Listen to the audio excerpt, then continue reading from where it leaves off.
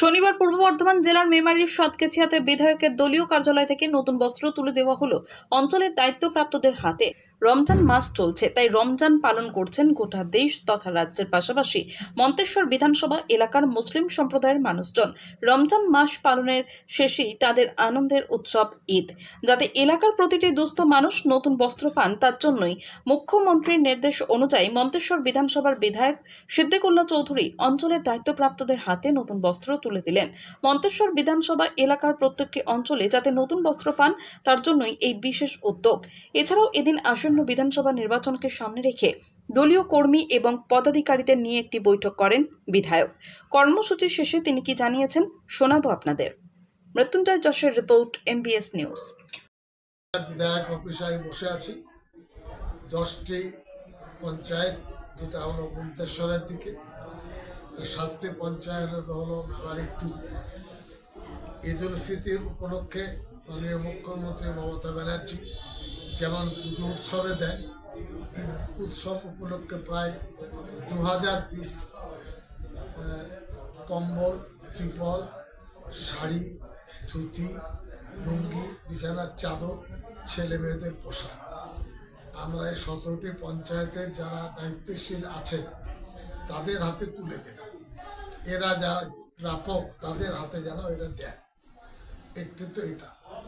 দ্বিতীয় হলো, ভোট তো আসন্ন, শুধু ভোটের দিন প্রার্থী তালিকা ঘোষণার অপেক্ষা। যারা ফিল্ডে কাজ করছে, প্রতিটি অঞ্চলের অঞ্চল কমিটি, বুথে বুথ কমিটি, তাছাড়া কাতারে কাতারে মানুষ এখানে আসছেন। গতকাল সন্ধ্যায় গুহার 2 থেকে 50-60 জন প্রতিনিধি এসেছিল। ওরা ওখানে কাজ করতে চান।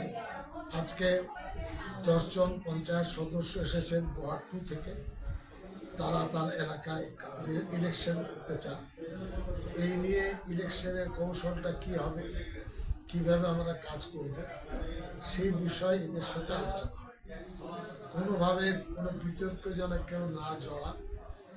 একইভাবে দলীয় কর্মী যারা কাজ করবেন সবার জন্য রাস্তা খোলা আছে। জনগণ মুখ্যমন্ত্রীর দিকে মুখিয়ে আছে ভোট দেওয়ার জন্য। যেভাবে সরকার তথা মমতা ব্যানার্জি পরিষেবা দিয়েছেন, মানুষ সেটা ভেবেছে মমতা ব্যানার্জি টিএমসি দলের কোনো বিকল্প নেই। সার্বিকভাবে আমি যেমন সময় দিচ্ছি, অঞ্চলে অঞ্চলে এরা যেন সময় দেয়। ব্লক কমিটি এবং দুটো দিকেই, মন্তেশ্বর ব্লক কমিটি আর মেমারি ব্লক কমিটি, নির্বাচন উপলক্ষে 1 দিনের মধ্যে আমি ঘোষণা করে দেব। এবং মহিলাদের জন্য আলোচনা হয়েছে, তারা বাড়ি বাড়ি যাবেন, ওই উন্নয়নের পাঁচালী সহ আরও যে কাজকর্ম আছে মানুষকে বোঝাবেন। এই সার্বিক পরিস্থিতি নিয়ে আলোচনা। গতবারের তুলনায় অবস্থা অনেক ভালো। আমি বুঝে নিতে বলেছি যে বিজেপি থাকলে কোথায় আছে, কজন বিজেপি করে, সিপিএম করলে কারা করে, আমাদের ভোটে যাতে ক্ষতি না করতে পারে এটাও আমাদেরকে ভাবতে হবে। এই সার্বিক আলোচনা কর্মীদের নিয়ে প্রায় 2 ঘন্টা ধরে আলোচনা করেছি।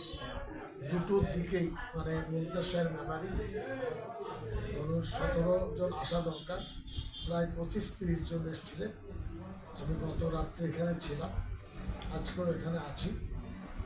আমি 2-3 দিন পর পর এখানে আসি পরিস্থিতির মূল্যায়ন করতে।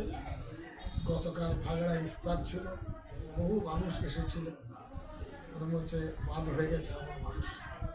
অনেকে আমাকে ফোন করছে কুসুমগ্রাম থেকে, তুলুক থেকে, তেঁতুলিয়া থেকে, আরও মন্তেশ্বরের ওপাটে বাগাসন, শুশুনিয়া, এদিকে মালডাঙ্গা, এদিকে মন্ডল গ্রাম মানুষজন সহযোগিতার হাত বাড়াবেন, এই ধরনের তারা আমাদের কাছে আসছেন। আমরা তাদের পাশে থেকে কাজ করতে চাই।